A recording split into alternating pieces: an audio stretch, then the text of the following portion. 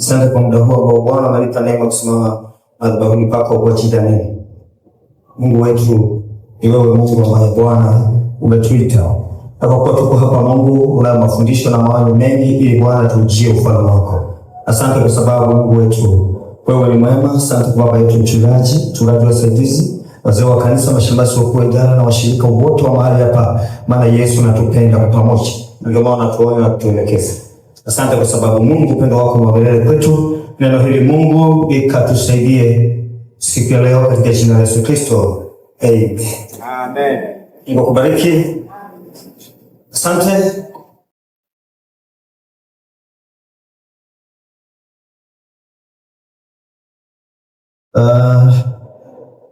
Zoezi yetu ya Temeke tunatembelewa na mchungaji wetu kesho.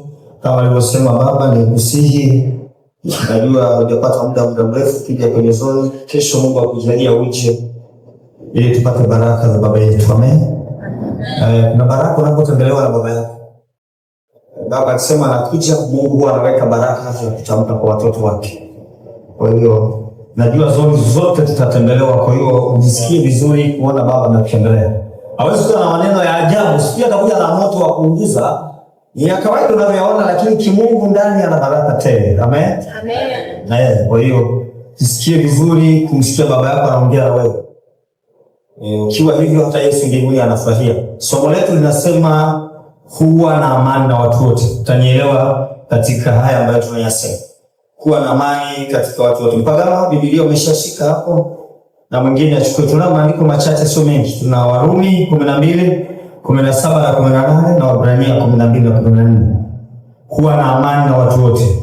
Ndio ujumbe wetu. Kuwa na amani na watu wote. Rumi 12, 17 na 18. Halafu Waebrania 12, 14. Haya ndio maandiko ya somo letu la kuwa na amani na watu wote.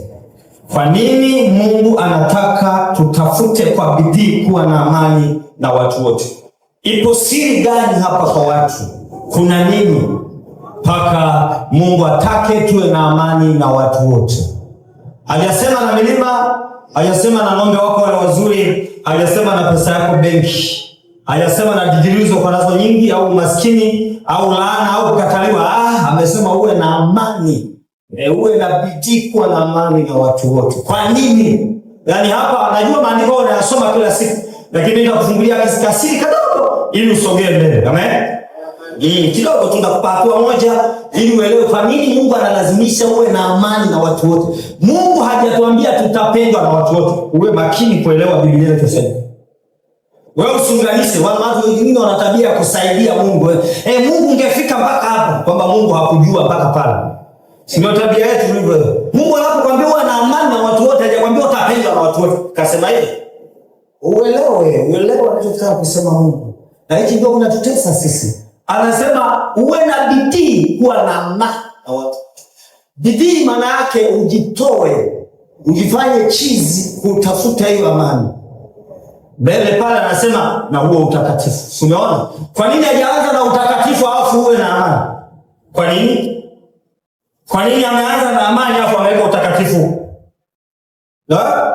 Kwa sababu huwezi umempiga mtu ngumi alafu kajaa roho kaneno. Nakwambia, wewe usifikiri unataka hivi unataka Mungu ungeanza na utakatifu huku, alafu amani uweke huku. Wewe unamnaka mkeo sikio usiku, utanena? Naambia kwa hiyo kushikana hapa Bwana shikelewa hapa. Atende makuu. Nakwambia kama ataomba. Jaribu uone kama utapata huo utakatifu. Somo letu ni kuwa na amani na watu. Ndio.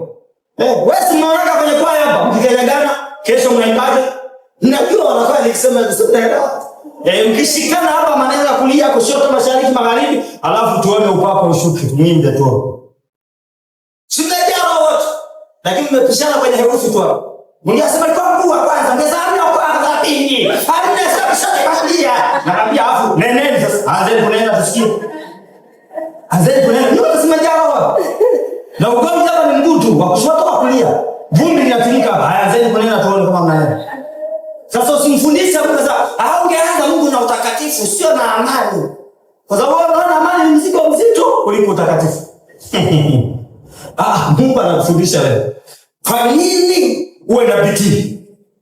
Kwa nini? Tusome maandiko hayo, Warumi 12:17-18. Anasema, msimlipe mtu ovu ovu. Angalieni yaliyo mema machoni pa watu wote. Angalia yaliyo mema machoni pa watu wote. Kama yamkini kwa upande wenu, kwa upande wenu, sio upande wa adui, upande wenu, mkae katika amani na watu wote. Umeona hayo maandiko? Huyu anafundisha nani? Paulo. Upande wako sio wa adui. Nimekwambia Mungu hajasema mtapendwa na watu wote. Amesema tafuta kuwa na amani na watu wote. Umeanza kunielewa? Umeanza kuelewa? Nitakufundisha chini kwamba kuna madhara gani unapokuwa hujawapata hawa watu kwa amani. Nitakuonyesha na utaona kumbe kweli bwana ndio. Kuna vitu umevikosa kwa sababu hiyo. Utaona. 12 kwenye Waebrania 14. Tafuteni kwa bidii kuwa na amani na watu wote.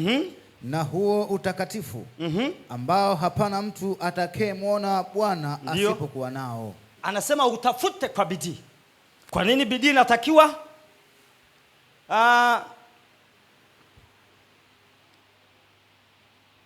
Katika Injili ya Yohana mlango ule wa 4.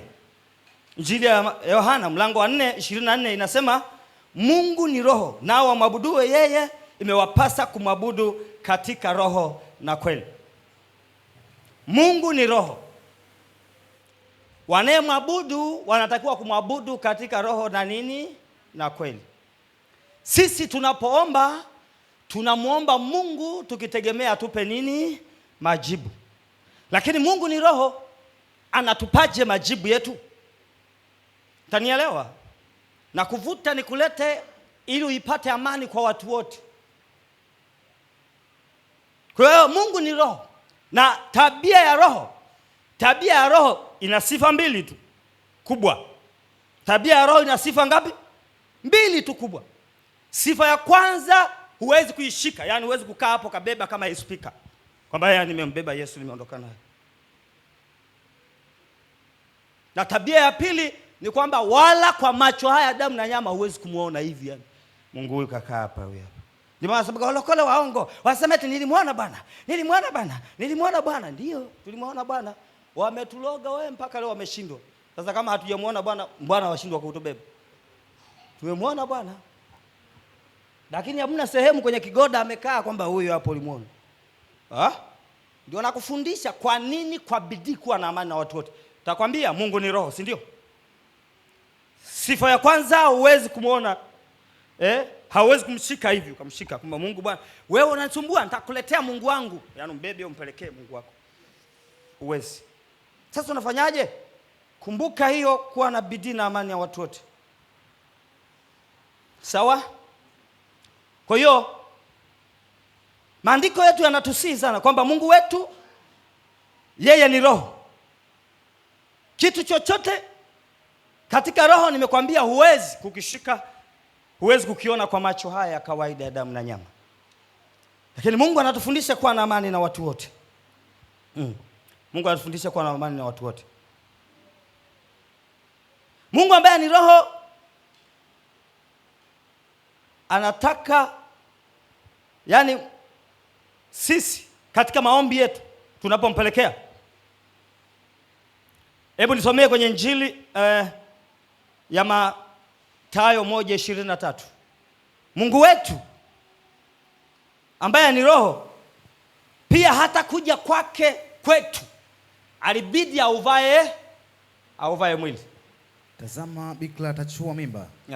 Naye atazaa mwana. Ndio. Nao watamwita jina lake Immanueli. Yaani Mungu pamoja nasi. Si unaona? Kwa kuwa Mungu huwezi kumshika hivi. Hata alipotaka kuja kwenye ukombozi kwetu sisi, aliamua avae nini? Mwili. Uwe na amani na watu wote. Umeanza kunielewa? Najua umeanza kusogea. Nataka kukusogeza karibu ili uone baraka zako nazipataje. Kwa sababu hata hutakuja kuona hata siku moja Yesu akaingia hapo amebeba speaker anaingia mlangoni. Uwe na amani na watu wote. Umeanza kunielewa? Najua bado utaelewa tunachokuambia kukufundisha. Utaelewa tu. Uwe na amani na watu wote. Hautapendwa na watu wote, nimekwambia. Anakwambia upande wako wewe, jitahidi kuwa na amani na watu wote. Ndio. Siku wengine hapo wamefukuzwa na wazazi wao, wakalaaniwa, wakatukanwa. Kwa hiyo mpelekee baba yako suruali kwa sababu alikulaani, alikufukuza. Uwe na amani na watu wote. Bwana Yesu asifiwe. Sheria ya Roho inasema kinachoweza kufanya kazi katika ulimwengu huu ni kile kilichopo kwenye mwili, au ni kile ambacho ni mwili. Sheria ya Roho, Biblia inatufundisha kwamba sheria katika ulimwengu wa roho, chochote unachokiona kinafanya kazi katika ulimwengu huu ni lazima kiwe na mwili. Kama hakina mwili hakiwezi kufanya kazi. Ndio. Hakiwezi kufanya kazi.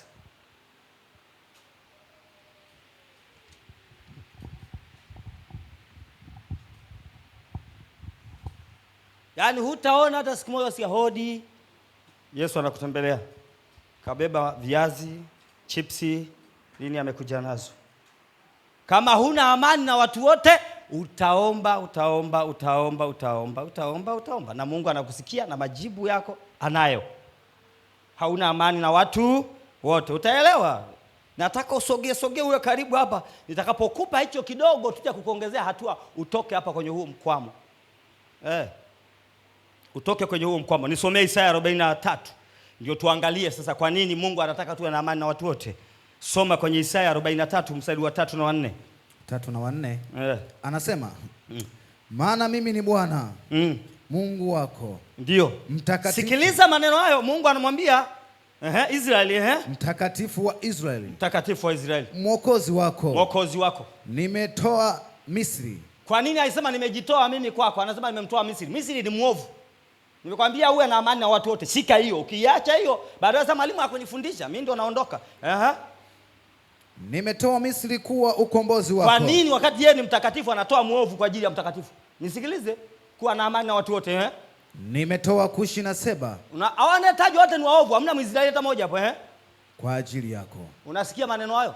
Anayeambiwa huyu ni huyu mlokole anayekesha hapa kanisani anaomba. Anaambiwa na kuletea waovu, anatajwa na majina kwa ajili yako wewe. Kwa nini aseme mimi mtakatifu, Mungu mwenye nguvu, takaa na wewe hapo chumbani? Kwa nini? Anaendelea kusema. Endelea. Kwa kuwa uwe makini kwenye maandiko haya, maana ndio somo hilo. Ukishindwa hapo nimeshamaliza. Ndio linaisha hilo. Kwa kuwa ulikuwa wa thamani machoni pangu. Kwa kuwa wewe umeokoka, ni mtu wa thamani na mwenye kuheshimiwa. Na anakuheshimu, yani Mungu anamheshimu mtakatifu huyu. Nami nimekupenda. Na mimi nakupenda. Si mtakatifu, mtoto wa Mungu anakupenda baba yako. Kwa sababu hiyo nitatoa watu kwa ajili yako. Unaona, hasemi najitoa mimi kuwa hapo. Kwani amesema najitoa mimi hapo? Anasemaje? Nitatoa watu kwa ajili yako. Unasikia maneno hayo? Sasa ukimchukia jirani yako anamtoa nani? Nakuuliza, unapomchukia mchungaji wako anamtoa nani? Hatoi mtu. Nakuuliza, ndio la kufundisha. Usipoelewa hapo taomba, baba, wewe ni Mungu. Upati utakaa milele hapo. Utakaa milele hapo. Endelea. Na kabila za watu kwa ajili ya maisha. Unasikia na nini? Kabila za watu wanaokuzunguka, watu mbalimbali kama mimi. Mimi sio ndugu yako. Lakini ukinipa amani, takuita njoo ule ugali. Kwa mimi ndugu yako. Ndio nakwambia, wewe chako lakini ndio ukweli huo. Ndio, twende. Kwa ajili ya maisha yako. Kwa ajili ya maisha yako. Usiogope. Imeisha. Nilikuwa nataka, unaona Mungu anamsifia huyu mtakatifu. Anampongeza huyu mtakatifu kwa kila nzuri. Lakini anasema usiwe na wasiwasi. Nakuletea watu. Sasa watu hao wewe ndio uwataki. Wewe ndio yani uelewi chochote. Na kuuliza swali. Wangapi wamepandishwa mishahara kazini na mchungaji wao? Nyosha mkono juu. Nyosha mkono juu. Nikuone wewe uliopandishwa mshahara kazini kwako na mchungaji wako. Nyosha mkono juu. Unyoshe sasa tukuone. Ili tuone Mungu wetu kweli ana nguvu. Yaani amekupandisha mshahara, wewe umeajiriwa. Umemwona mchungaji wako Mpina yuko pale akamwambia mwanangu nimekupandisha mshahara. Nyosha mkono kwenye hiyo kampuni unayofanya. Sasa anayekupandisha ni nani? Sasa kama humtaki, huna amani naye, unafanya nini? Unafanya nini nakuuliza? Unafanyaje?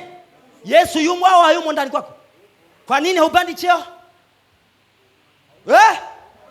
Na kuuliza, hayo ndio matatizo ambayo tunayo mpaka kwenye nyumba zetu, kwenye ndoa, kwenye kanisa. Wewe unataka kubarikiwa, hauna salamu na huyo baba yako, unaipataje? Na amesema anakuagizia mtu. Ndio huongei na baba yako. Nani, mimi najua kwamba mchungaji wenyewe anamuona kiwango chake. Nani? Na Mungu anakuangalia tu. Anambia, kumbe unajua kwamba haya. Na mimi nataka kuagizia watu. Sasa wewe nikiangalia tandika yote, huna hata mtu mmoja, mimi namleta nani hapa? Nakwambia haya masomo unayoona mepesi. Nimekuonyesha maandiko. Naomba urudie hapo mwalimu tena. Na haya maandiko ni ya muhimu kweli. Yaani masomo haya ni masomo ambayo unaona kuona kama ya kijinga hivi, lakini ndivyo Mungu anavyofanya kazi. Amekwambia upande wako jitahidi kuwa na. Sasa Mungu anaingiaje? Au Mungu anampaje majibu muombaji mtakatifu? Anafanya nini? Anaweka shauku na mzigo kwa muovu yule, kumlazimisha alete haki ya mtakatifu kwake huyu mtakatifu. Kwa nini? Kwa sababu hana ugomvi naye, hata kama yeye anamchukia. Yaani hata kama baba yako anakuchukia, lakini wewe usiweke uadui na baba yako. Mungu atamkamata, anajikuta nalichukia lakini nilikatie tu kiwanja, likifa lije lizikwe hapa. Ndio ameshakupa hivyo. Ndio ameshakupa. Ndio maana Mungu anambia upande wako usiwe na adui na mtu. Kwa nini? Kwa sababu Mungu anatumia watu kuleta majibu ya mtakatifu. Simekuonyesha toka kule, anamwambia Israeli, nainua mataifa haya yanakuletea chakula. Yataweka ulinzi, yatafanya kila kitu. Sio hivyo, anamwambia mtakatifu huyu. Sio hivyo tu, anamwambia Isaya, safi, kwa kuwa mmenipendeza sana, sasa nakuinulia watu. Watabeba dhahabu, watanini. Kwa hiyo hata kazini kwako, bosi wako atakuinua hata kama anakuchukiza. Hilo kole hili nisielewi, kila usiku ibada, lakini inafanya kazi vizuri, lakini potelea mbali, mwaka huu nilipandishe tu cheo, lakini inanikera kama nini. Kwa nini? Kwa sababu huna uadui naye. Nini kinamfanya atoe majibu kwako? Kwa sababu Mungu anamshurutisha kwamba huyu ni wa kwangu, lazima ana haki ya kupanda. Lakini ukiwa na adui naye, hana haki Mungu kusema wewe nenda ukafanya, kwa sababu wewe mwenyewe hauwezi kukusogelea. Una uadui. Ndio maana hajasema uwe na watakatifu na watu wote. Na watu gani? Watu wote. Kwa hiyo unaanza nyumbani mwako, unaanza na baba yako. Huyo anayeambiwa ni nabii. Mungu alipomwangalia yeye na watu wake, akamwambia safi, mko vizuri. Sasa nainua mataifa kwa ajili. Sasa mkitaka baraka hapa tubarikiwe, ni lazima baba yetu awe namba moja, tunampenda. Yaani hatuna uadui naye. Sasa tukiwa hatuna uadui na baba yetu, majibu yetu ni rahisi kuyapata.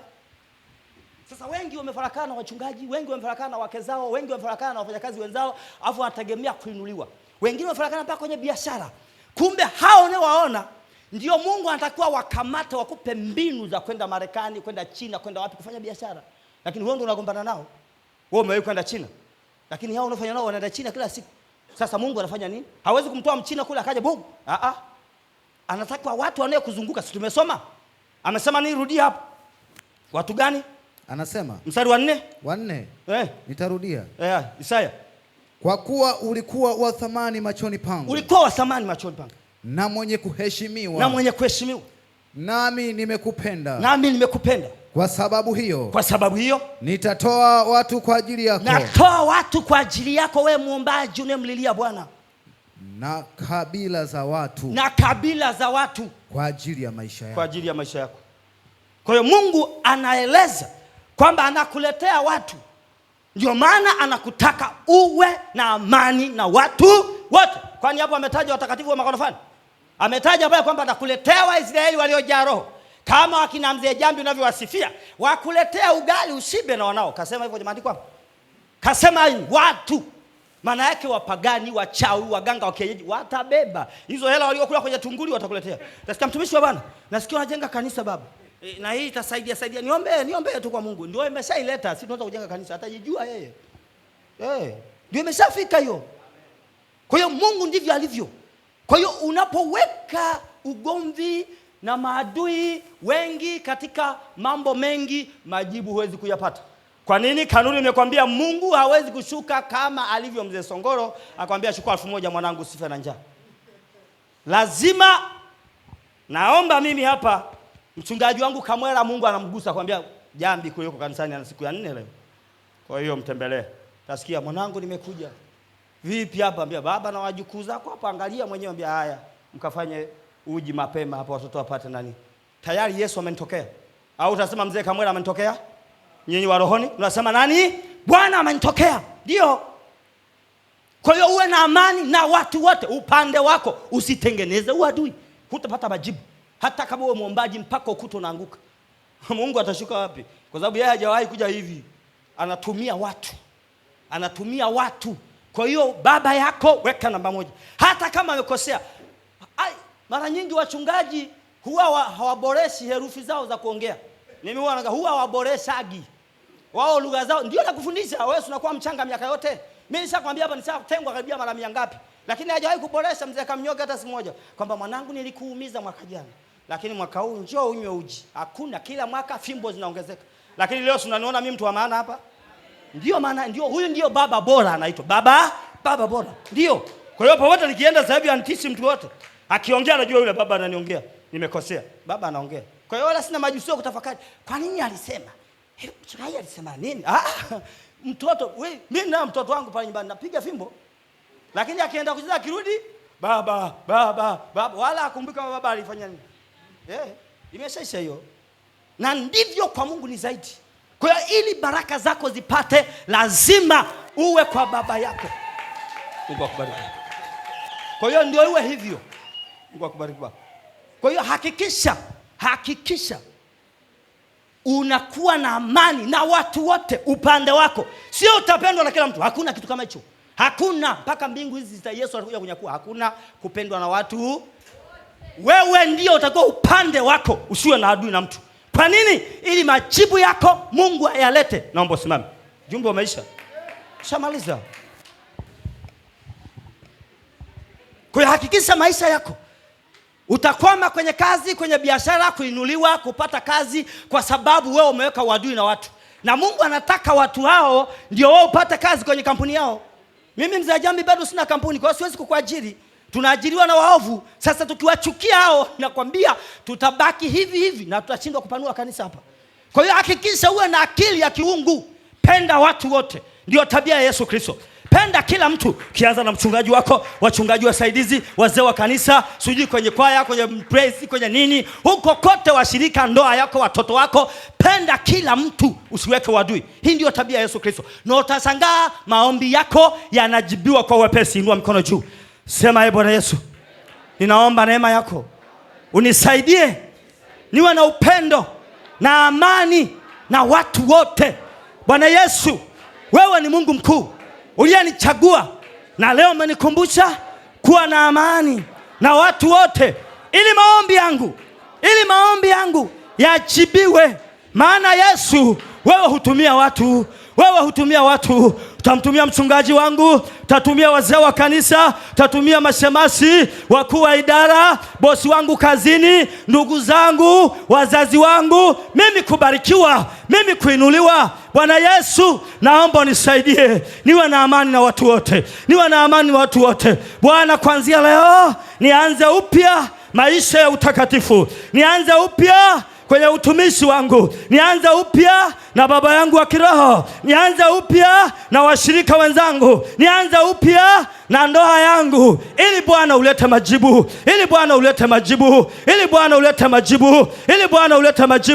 Hebu nenda mbele za Bwana, omba. Mwambie Yesu, ninahitaji neema yako. Mwambie Bwana, ninahitaji neema yako. Mwambie Yesu, nakuhitaji wewe. Baba, asante kwa sababu wewe ni mwema. Asante kwa sababu wewe ni mkuu mno. Bwana, uwepo wako na nguvu zako Bwana kaonekane kwa jina la Yesu. Neema yako Bwana, kwa kuwa Mungu wetu, wewe huleta majibu kupitia wanadamu. Uvaa mwili wa wanadamu na kuwashurutisha watuletee majibu pale tunapokuwa na amani na watu wote. Wewe unatumia mtu yeyote Bwana. Wengine hatuwajui, wengine sio ndugu zetu, wengine sio wachungaji wetu, wengine Bwana sio familia yetu, lakini tumekutana nao makazini, kwenye biashara, lakini wakatupenda Bwana, kwa sababu Mungu umewaambia walete majibu yetu. Baba, kwa jina la Yesu Kristo, wewe umedhibitisha kwenye neno lako, unamwambia akamwambia Israeli, mnupendao sana, lakini nitakuletea mataifa Kushi na Seba kwa ajili yako. Si hivyo Bwana? Unasema nitakuletea watu watakapokuinua kwenye kazi yako, kwenye biashara, kwenye kila shughuli, iwe ni mashamba, mifugo, iwe ni nyumba, iwe ni utajiri wowote. Bwana, unaachilia baraka kutumia watu kwa ajili ya kutuletea majibu. Bwana, kwa jina la Yesu, mwangalie mwanamke huyu, mwangalie mama huyu, mwangalie baba huyu. Omba Roho Mtakatifu akupe uweza, mpe Roho Mtakatifu nafasi ili usiwe na kwamo. Shetani asizuie baraka zako, shetani asizuie maombi yako, maana Mungu yuko tayari kuleta majibu, lakini anatumia watu, na shetani amekuwekea uadui. Usiwe na amani na watu, mwambie Yesu, nisaidie Bwana, nisiwe na uadui na mtu yoyote. Nipe amani, nipe amani, nipe amani, nipe amani na watu wote, hata kama ni maadui, lakini upande wangu nisiwe na hukumu, nisidaiwe chochote, niwe safi, ili Bwana uamuru walete majibu, uamuru ulete matokeo, uamuru Bwana waje kwangu nipokee majibu. Baba, kwa jina la Yesu, tunaona Yesu Kristo, wewe unavaa mwili ili kuja kutukomboa Bwana. Baba, unatumia watu kwa ajili ya baraka zetu, unatumia watu ili kuinuliwa, unatumia watu kulipanua kanisa, unatumia watu Baba vipato vyetu kuongezeka, unatumia watu sisi kuponywa, kubarikiwa, unatumia watu sisi kuinuliwa Bwana, na watoto wetu Baba na utumishi wetu. Asante Roho Mtakatifu, kwa kuwa wewe ni mkuu, kwa kuwa wewe ni mwema Bwana. Na kushukuru Mungu kwa wema wako na kwa neno hili Bwana. Baba, ubarikiwe, ninakutukuza Bwana, sifa na utukufu nakupa wewe, kwa jina la Yesu Kristo Mwokozi, amen.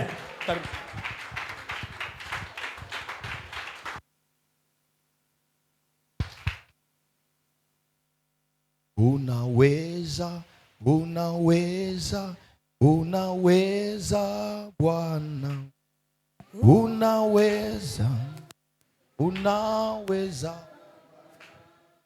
unaweza, unaweza, unaweza, unaweza Bwana, unaweza, unaweza Bwana.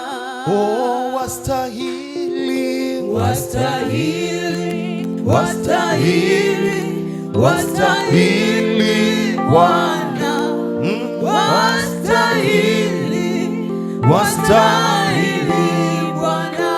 Oh, mwaminifu, mwaminifu, mwaminifu, mwaminifu Bwana.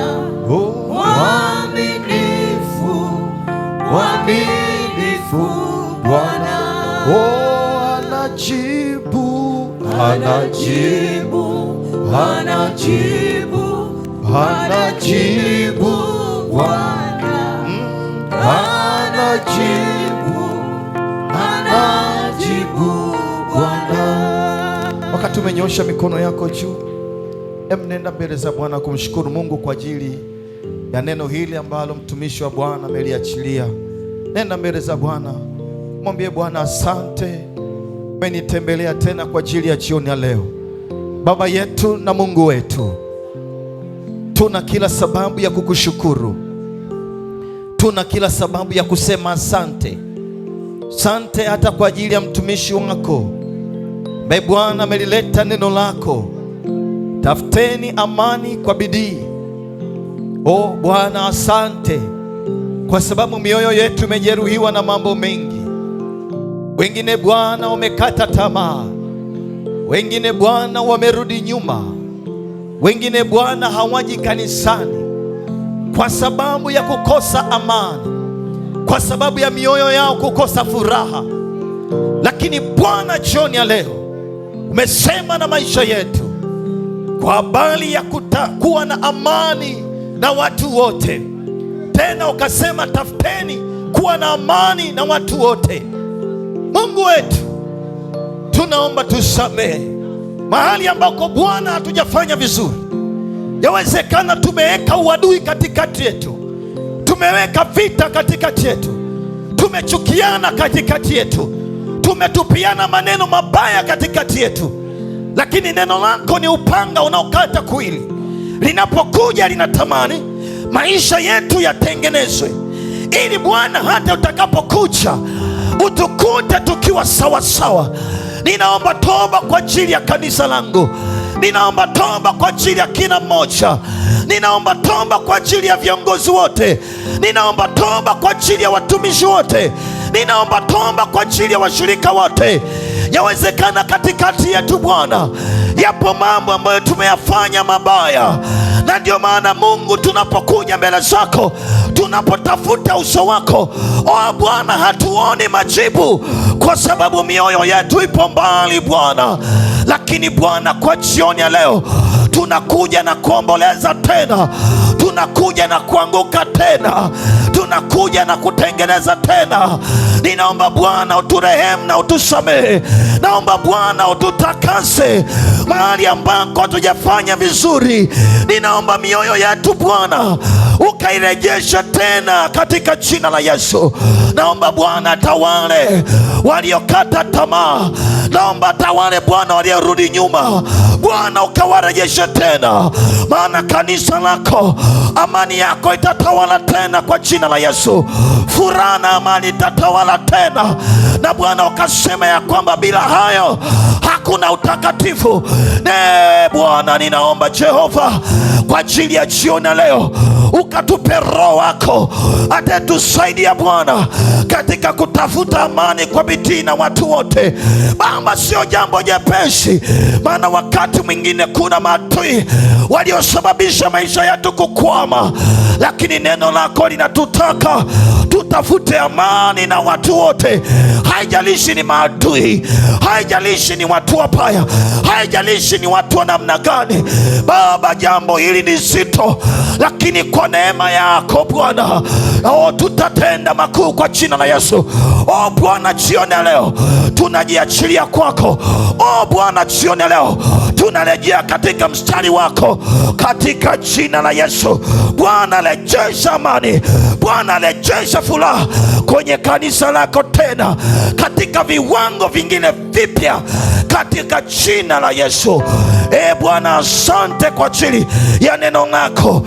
Asante kwa ajili ya mtumishi wako. Asante kwa ajili ya kutukumbusha tena Bwana, turejee katika viwango vyetu katika jina la Yesu aliye hai. Hebu mshangilie Bwana kwa makofi na vigelegele vingi. Mpe Bwana makofi na vigelegele. Haleluya. Amen. Neza kaketi. Asante Yesu. Asante Yesu. Niamuondoke, tulieni hapo hapo. Mungu akubariki sana Jambi kwa somo zuri. Wangapi wamebarikiwa na somo hili? Natamani kama neema ya Bwana, nitamwomba Mungu aendelee mpaka na Ijumaa, endelee kutubariki. Tafuteni amani na watu wote. Tafuteni kwa bidii kuwa na amani na watu. Hebu mgeukie mwenzako, mwambie, wewe umetafuta amani na wangapi? Asubuhi ili neno limekuja, Roho Mtakatifu kalileta. Asubuhi yani kuna mtu kanikwaza. Mama anajua. Yani kwa kiwango ambacho hakisameheki. Umeelewa vizuri? Yani unajua majaribu yanatofautiana. Kuna jaribu linaishia kwenye magoti, ile linaishia hapa, lakini jamani, kuna lingine likifika hapa linakuwa ni balaa, yani zito. Alafu na mke wangu yupo hapo hapo, mama naye anajisikia vibaya, wote tumechanganyikiwa. Alafu Mungu wa ajabu sana, baadaye moja kuja kuangalia na nini, tukagundua jambo lenyewe ni la uongo, la uzushi. Basi Mungu akanipa tu neema ya kusamehe. Yani nimeamua kumsamehe tu huyo mtu. Sasa msamaha una gharama. Hebu mwambie mzako msamaha una gharama. Debora, sema msamaha una gharama. Yani imeniumiza. Yani angekuwa ni mtu mwingine hata kanisani leo asingekuja kabisa. Sasa jamani, endeleeni kuniombea rehema za Bwana. Lakini Mungu amenitia nguvu, nimesamehe. Alafu nilivyosamehe, Mungu ni wajibu sana. Hata utende uovu kwa kiwango gani, Mungu akiamua kusamehe, yani anafuta kabisa. Ana Yesu asifiwe. Ndio maana watu wakiingia mbinguni, yani kumbukumbu zote za duniani zinafutwa. Nikuta Wakatoliki wanasema tuombe, tupo kwenye mateso. Nikwambia nyinyi mnajua mnachokifanya kweli. Mtu akishauacha mwili, yani ya duniani ni ya duniani. Yeye yani sijui niwaambieje. Uliwahi kuona mtoto amezaliwa? Unaweza kumuuliza mtoto ulikuwepo wapi? Akakwambia hamna. It's the same way. Unapoondoka duniani, kila kitu, yani kwa nini? Na Mungu alifanya hivyo kwa makusudi. Kama mtu unaweza ukakumbuka ya nyuma, yatakuwa kama ya mke wa Rutu. Unaweza ukajaribiwa ukatenda dhambi ukiwa katika mbingu, Mungu akafuta hiyo. Ukiingia kule, yani unasahau kabisa. Kazi yako ni kufurahi tu na kuenjoy. Kwanza hamna maombi mbinguni, hamna mifungo ya tatu kavu, hamna. Umeelewa eh? Hakule ni kucelebrate tu, kujiachilia. Ndio maana unapokuja kanisani unafanya mazoezi ya kuwa na furaha, ya kuwa na amani. Na amani hiyo ni ya milele, sio ya siku mbili wala siku tatu. Ndio maana ni marufuku kugombana na mtu, kuchukiana na mtu. Wakati mwingine yani hamsalimiani, mpo kanisani. Alafu naenda mbingu hii ya watakatifu. Bwana asifiwe sana. Yesu akasema hivi, unaweza ukafanya vitu vyote excellent, lakini kama hauna upendo, anasema ni nini? Ni nini? Ni bure. Yani hakuna chochote ulichokifanya. Ndio maana jifunze kuwapenda watu wasiopendeka. Wewe jifunze. Fanya kwa sehemu yako, mengine unamwachia nani? Mungu. Amina wapendwa. Ninafahamu hapa kuna wengine wamekwazwa. Hapa.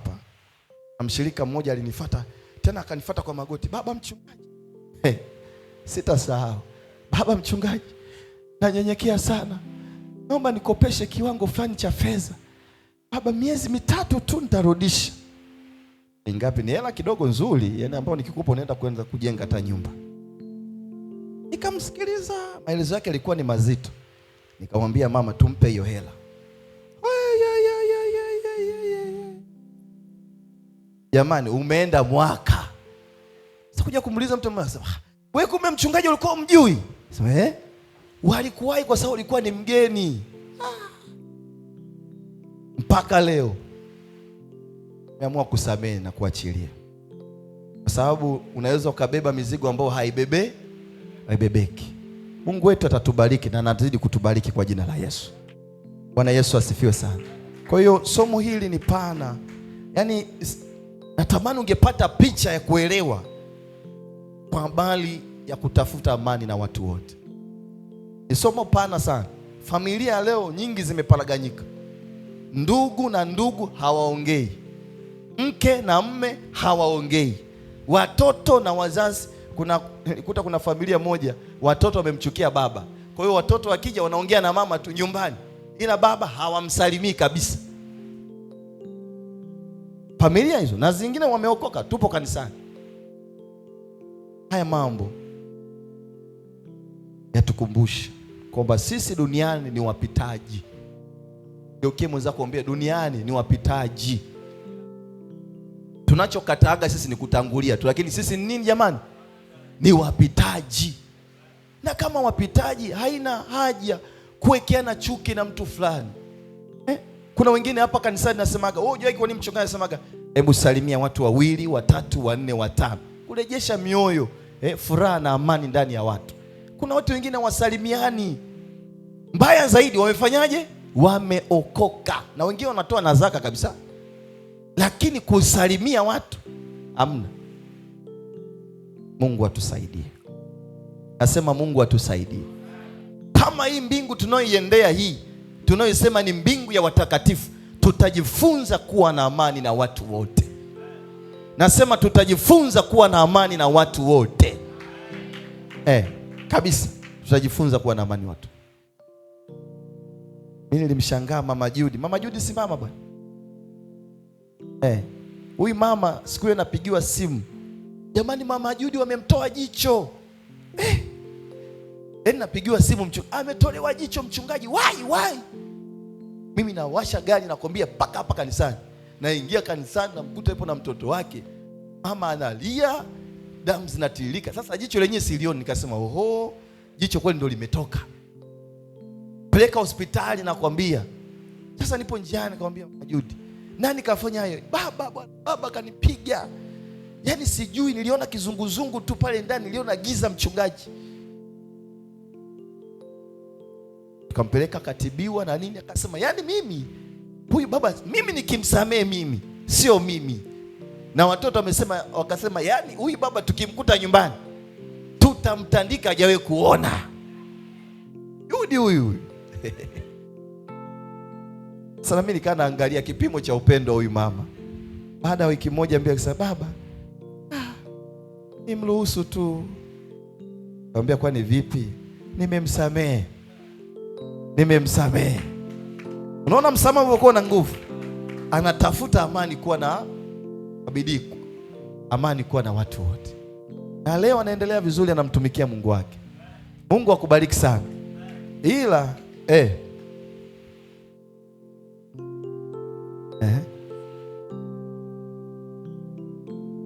Aya, tumpe Mike dakika 2. Ila sasa ujifunze na mazoezi. Siku nyingine akirusha unakwepa. Bwana Yesu asifiwe. Hilo ni la leo kwa kweli. Lingine tena jipya. Sikupaswa hata niwepo kwenye ibada. Unaona ujumbe wa Bwana sasa. Maana nimeenda kazini, kuna sehemu ambayo kidogo nakaa ili nifanyaje? Nisubirie muda wa kuja kanisani. Maana nyumbani ukienda nauli ni nyingi. Sasa kuna hela ya ofisini ambayo ilitakiwa kesho ndio nipeleke ofisini. Nikiangalia hela zote hakuna, zimechukuliwa. Kila nikizunguka, hela iko wapi? Kesho nitaenda kusema nini ofisini? Nikatoka nikajaribu kupita sehemu mbalimbali, sijaona kitu. Nikarudi sehemu. Neno, Mungu akubariki mzee Jana. Yaani kila linapotoka neno, mimi kwangu inakuwa msaada. Ulivyosema kwamba Mungu atatoa watu kwa ajili ya maisha yetu. Kweli nimemwona Mungu akitoa watu kwa ajili ya maisha yangu. Ni mtu mmoja huyo. Sasa nimeenda pale, nimekaa. Ananizihaki yule baba. Ana hela nyingi. Ananunua nyumba, anajenga. Yaani amekuwa, Mungu anamtumia huyo na mke wake. Ninapokwama anakuambia nakupa ili siku fulani ufanyeje? Unipe. Akanizi yake akasema ndio maana nilitaka nijenge guest sijui ya nini ili watu wale wanaokopa mikopo alafu hawarejeshi marejesho waje kwangu. Mke wake anacheka kama ananitania fulani. Baadaye tena nikajikuta Mungu, sasa hii hela napata wapi? Machozi yananitoka. Yule baba akasema chukua hii hela. Mke wangu kachukua ile hela ya kwangu mimi ile, mkabidhi. Usimwambie mtu yoyote hiyo issue. Wewe peleka ofisini kimya. Mimi na wewe tutajuana. Kwa kweli sikupaswa kuja kwenye ibada, nikasema shetani kama ulipanga mimi nisiende kwenye ibada, ninakwenda. Ninaenda kwenye ibada ili nikapate faraja, nikasikie neno ambalo utanipa mimi kwa siku ya leo. Mungu awabariki. Amen. Mungu akubariki sana. Bwana Yesu asifiwe. Basi Mungu alibariki neno lake, naamini tumebarikiwa. Naamini jambo ataendelea na Ijumaa tutabarikiwa kwa jina la Yesu. Amen. Basi naomba tusimame. Naomba wenye zaka waje mbele.